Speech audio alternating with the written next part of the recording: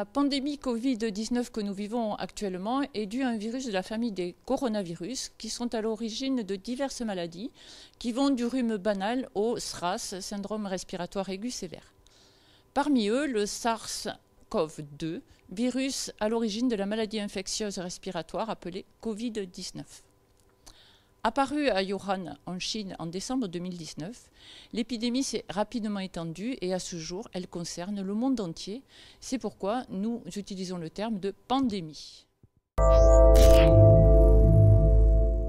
Cette maladie Covid-19 a des formes variables, allant d'une simple rhinite avec quelques douleurs musculaires sans fièvre, à une forme modérée avec de la fièvre supérieure à 38,3, de la toux, des frissons, et une forme sévère avec pneumopathie, essoufflement, pouvant évoluer vers une détresse respiratoire. Depuis peu, les ORL ont constaté également des signes d'anosmie, perte de l'odorat, sans rhinite, et d'agueusie, perte du goût. Ces signes sont également à rechercher et peuvent être les seuls. La contamination est interhumaine. Le virus est présent dans les sécrétions de l'oropharynx, ce qui explique le mode de transmission, par les postillons émis lors de la toux, de l'éternuement, surtout si on ne respecte pas une distance supérieure à 1 mètre et surtout si on est en face à face.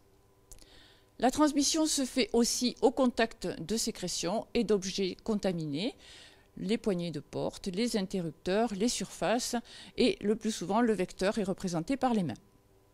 Enfin, la transmission est favorisée par le regroupement de personnes dans un espace clos où le contact est étroit. Lorsque le contact a eu lieu avec une personne infectée, on distingue 3 phases. La phase d'incubation qui dure de 2 à 12 jours avec une moyenne de 5 jours. Durant cette phase, vous n'êtes pas contagieux, c'est une phase de latence.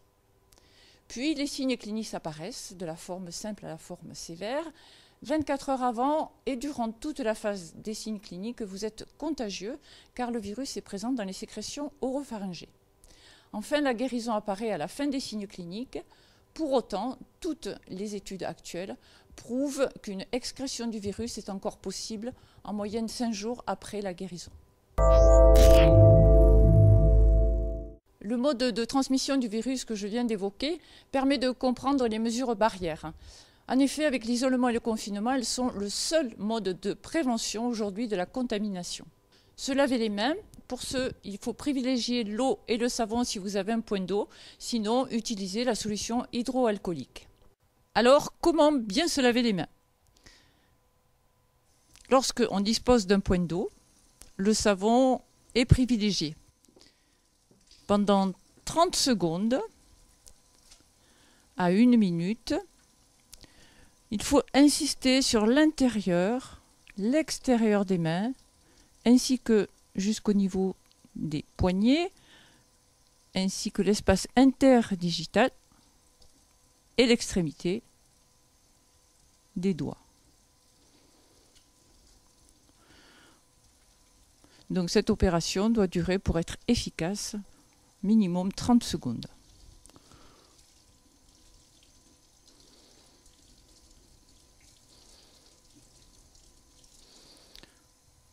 Le séchage se fait de préférence avec une lingette à usage unique ou bien un torchon.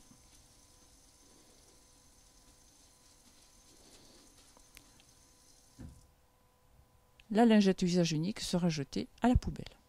En absence de point d'eau, utilisez une solution hydroalcoolique en utilisant la même méthodologie que pour le lavage à l'eau et au savon.